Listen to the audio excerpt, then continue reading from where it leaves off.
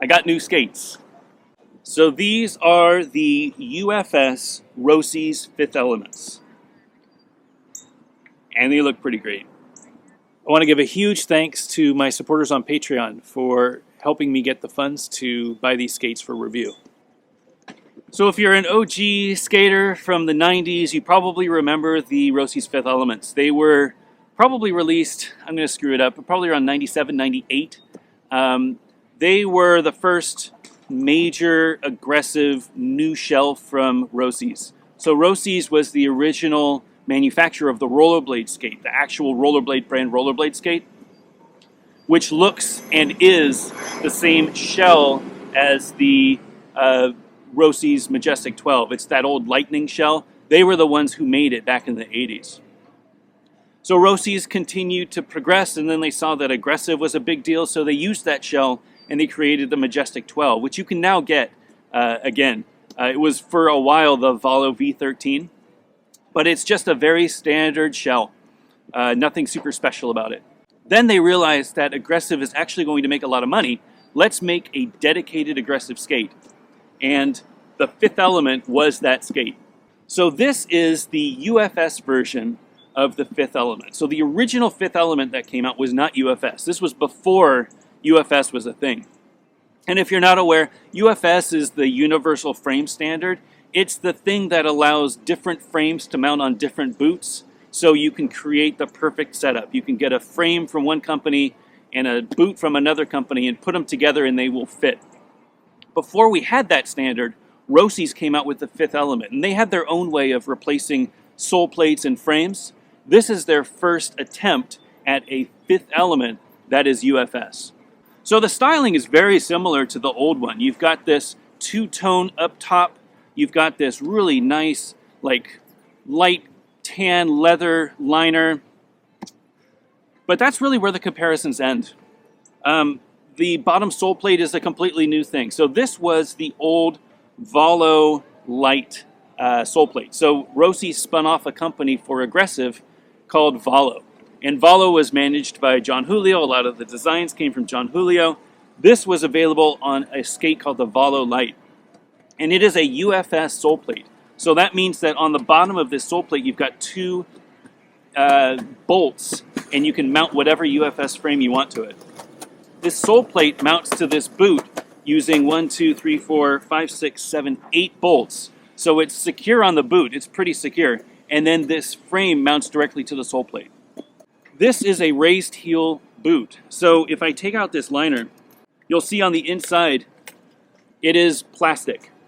So there's no internal shock absorber here. This is a raised heel boot, which means that the distance between the frame and the boot is all plastic. There's nothing squishy in there. My preference is for a flat boot with an internal shock absorber. This was a design that was popularized by Solomon.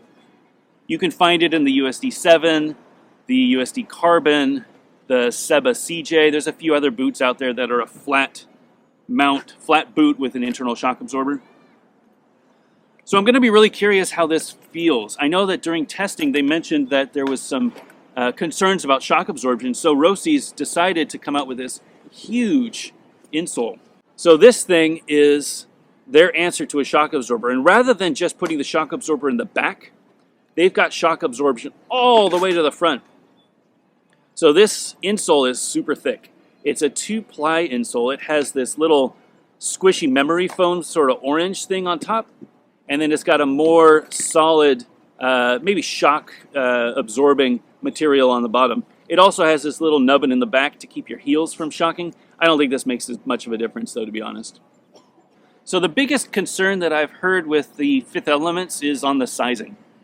So notoriously, the Roces Majestic 12, which was the Valo V13, has very weird sizing. Most people can't fit it. And Roces was aware of that. You know, when they came out with that shell, I think they made it a little narrow, but it stood the test of time. It was available for 30 plus years.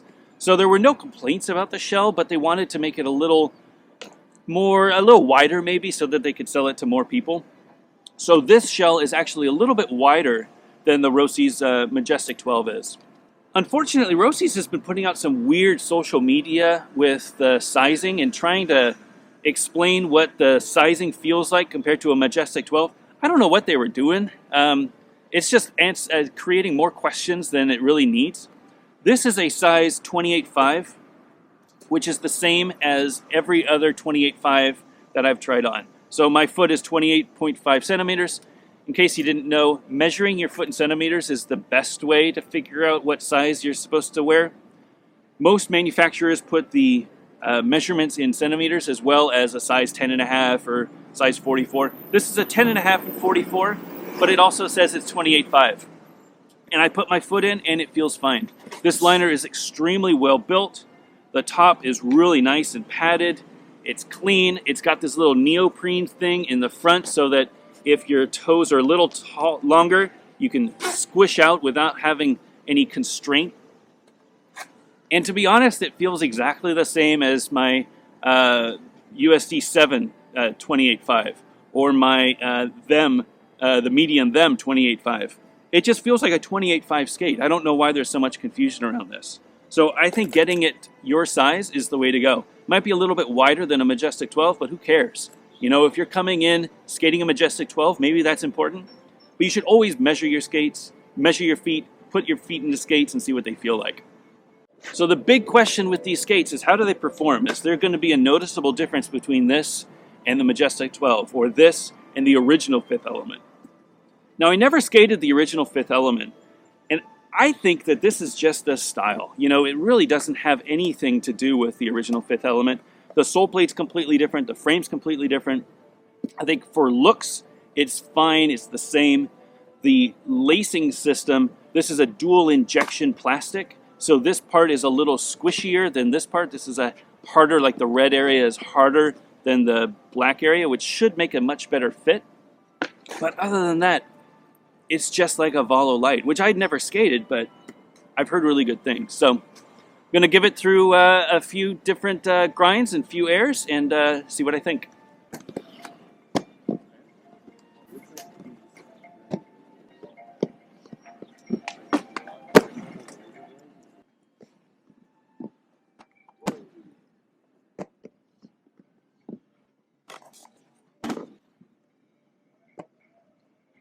All right, so these are the size 44, which are 28.5. My foot is 28.5, so these should be perfect for me. And the fit is perfect. I might have a little bit more room than I did in my USD 7, and a little bit more room than I did in my Them 908. The difference is that this liner versus the 908 has that neoprene in the toe, so I can actually adjust a little bit in front and back. Versus the stock 908 liner, that was just material in the front, so there was no moving around there. The fit is a little weird, so I feel like there's a lot of wiggle like laterally, which is probably going to be really good for topside tricks, but it's not great for skating bowls or transitions or carving or, heaven forbid, putting big wheels on these things. I definitely have that feeling of like I'm moving back and forth more than I should. I think the sizing is going to make, or the size adjustment is going to make a difference with my buckle. I really got to dial that in. And the nice thing about these is they have the memory buckle. So the memory buckle allows you to just set your size, and then every time it just does it. So you don't have to count the clicks. You don't have to, you know, with Velcro, cinch it up and then cinch it up again when the Velcro expands. Like, it's a really great idea. So if anything, the memory buckle is a great add to this. I'm skating the stock setup, and this is the Roces frame, which was the old Valo frame, and the Roces 60 millimeter wheels. They're rated at 93A. I don't know if they're 93A, but they sure are hard. Like, I could feel myself just kind of slipping out when I push hard. I can feel every vibration, you know, and it being a large frame, I think it's a large frame. It's a really long wheelbase from 1 to 4, which means that my turning radius is very long. It makes it hard to turn, and I'm feeling every crack and every crevice. You know, maybe after skating flat for so many weeks, it's more noticeable, but I did skate anti-rocker the last couple of sessions, so I should be fairly close to it. All right, here comes some grinds.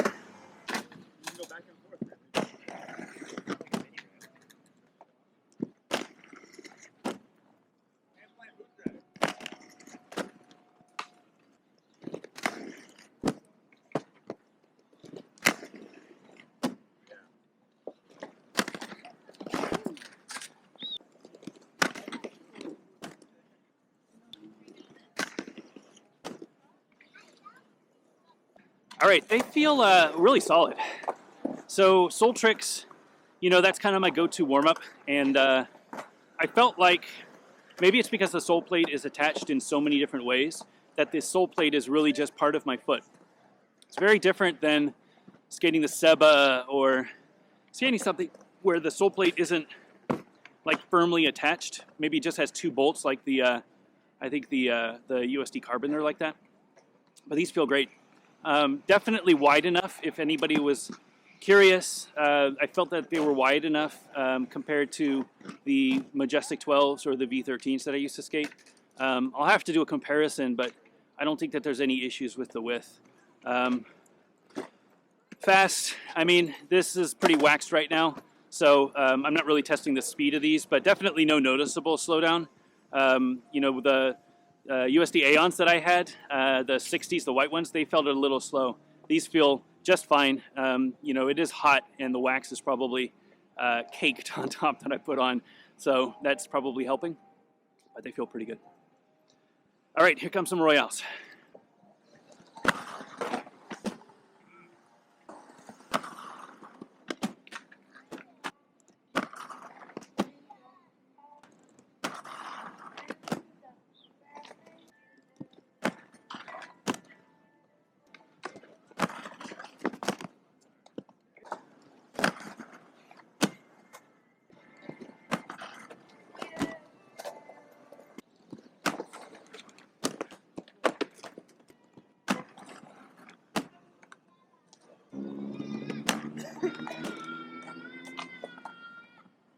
All right, Royales feel amazing.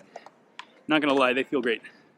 Front Royale, didn't really know what to expect, you know, because I never skated the Valo Lights, but the sole plate feels, you know, effortless. It's kind of, I'm not sure if this is what they modeled the Them 908 off of. I know that John had a lot of influence in the Valo Light, so I think he knows that small grooves are the way to go. You just need a little divot. You know, a lot of sole plates. A lot of sole plates have really deep grooves for Royales, and that can make the Royale angle to be way too low for me. You really got to squat, you know, especially if you're skating frames that aren't like super, super low profile, like 50-50 frames or something like that. But these feel great. Absolutely no problems. The run up here is a little limiting, so my back Royale didn't have the speed that I like, but I definitely had the stability that I'm used to, which is saying something. Back Farv, back Unity, you know, those are usually tricks that I reserve for skating anti-rocker. These skates come anti-rocker, so it was easy to just jump on and slide. Felt really good though. Absolutely no concerns. I think the Royale groove is really good on these.